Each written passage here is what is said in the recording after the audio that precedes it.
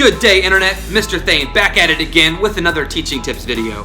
How you manage student behavior can go a long way towards your classroom climate and culture for the whole year. In this video, I'm going to share with you my strategies for managing student behavior, and I'm going to tell you why I don't have a behavior chart.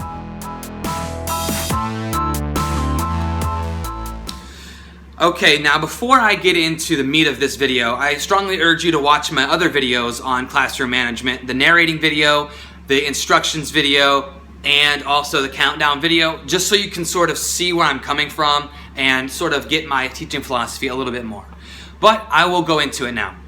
So, last year I made the decision to completely nix my clip chart, my behavior chart that I've known and grown to use over the years.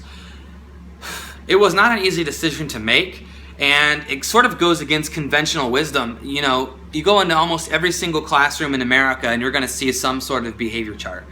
So why did I get rid of the chart? So for me, I was starting to realize that when I had a behavior chart, I was reacting to behaviors all day. And that's sort of what I was doing, is I was just reacting all day long. I wasn't being proactive and trying to seek to understand my students' behaviors. I was just reacting to them. So I was literally just, you know, if a student broke a rule or had a misbehavior, oh, clip, move your clip, move your clip, move your clip, move your clip. And it just didn't seem authentic. It seemed forced for me. Now, let me preface this even more by saying, if you like a clip chart or a card chart or something like that, and it works for you, great. That's absolutely fine. It just didn't work for me. I didn't like it. So, not having a clip chart seems scary if you've gotten used to using one, but let me tell you, it doesn't have to be. So here's the benefit of not having a behavior chart or clip chart. When a student exhibits a certain behavior, if it's an unwanted behavior, instead of just reacting to it by moving their clip, what I do is I try to seek to understand why they're doing that behavior, and I try to fix the situation, not fix the behavior. So for example, if a student is not doing their work or they're being defiant, instead of just moving their clip, I talk to them. It forces me to have to act in a real way versus just moving a clip or something. So it helps me get to the bottom of behaviors, and I'm able to figure out what's going on, what's wrong, and help them figure out and solve the problem, and then I can keep going on. So it seems to me, for me, it's more authentic to not have a behavior chart. Okay, so at this point, you're probably thinking, there's no way I'm ditching my behavior chart. There's no way that can work. And you're probably wanting some specifics, like, all right, Mr. Thain, okay, you say you get to the bottom of everything, and okay, here's some specifics. If a student is misbehaving, then there are still consequences, don't get me wrong, it's not like they can do whatever they want. Their consequence is immediate and appropriate based on the misbehavior. For example, one of the most common misbehaviors that we all face is students talking when they're not supposed to talk. So if I have a young boy or girl who is talking during read aloud, or they're talking to their neighbors when I'm trying to give instruction,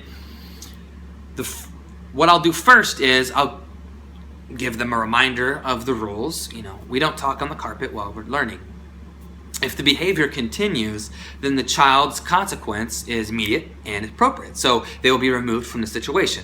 They will move to a part of the carpet where they're by themselves or not by the neighbor that they were talking to, so on. And, you know, especially for kindergartners, I don't think it's always appropriate to punish or reward them based on behaviors that happened a long time ago. Like, to them, from the morning to the afternoon is a long time. So they have a hard time understanding, oh, I made this mistake in the morning, and so now I'm not getting on green or whatever. So when the consequence is immediate, then it's over with, and then they can join the class, and it doesn't like accumulate throughout the day. It's just, it happens and it's done and it's over with. Another side effect, a good side effect of not having a clip chart that I've noticed, is it sort of creates a culture in your classroom, a culture of compliance, right? So like when there's no behavior chart, kids are just expected to behave. Like, there's no reward or consequence for following the directions. You're just supposed to behave because that's what you do in school. Like, they start to see like that's just what school is. You know, you just behave. And I can say now, after I've been able to reflect on last year, that I had less misbehaviors last year with no behavior chart or incentive than I did with the behavior chart and all sorts of incentives. And I think it's because they're just expected to behave. That's just how school is. Kids didn't get the attention of having, everyone looks at him or her, move his or her clip.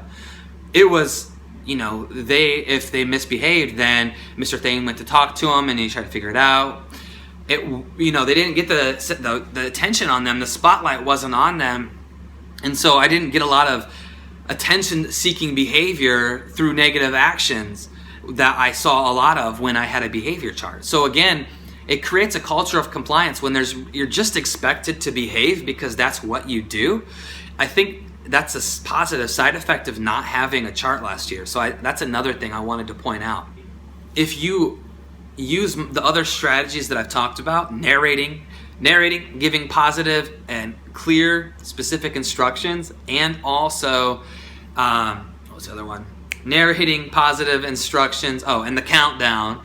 If you use all those strategies in conjunction with this one, not having a behavior chart, you're going to see negative behaviors a lot less, because when you don't have a behavior chart, you're sort of forced to use your other strategies that work to be proactive instead of reactive. So again, I want to sort of say that I'm not against behavior charts in any way, shape, or form. If they work for you, please use it. But what I want you to understand is, don't be afraid to be different.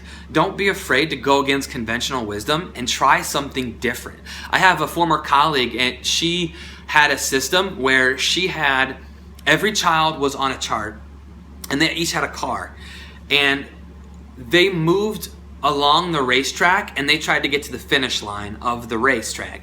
And the way that they moved their car was positive behavior. So if she would see them do something great, they would get to move their car to the next stop.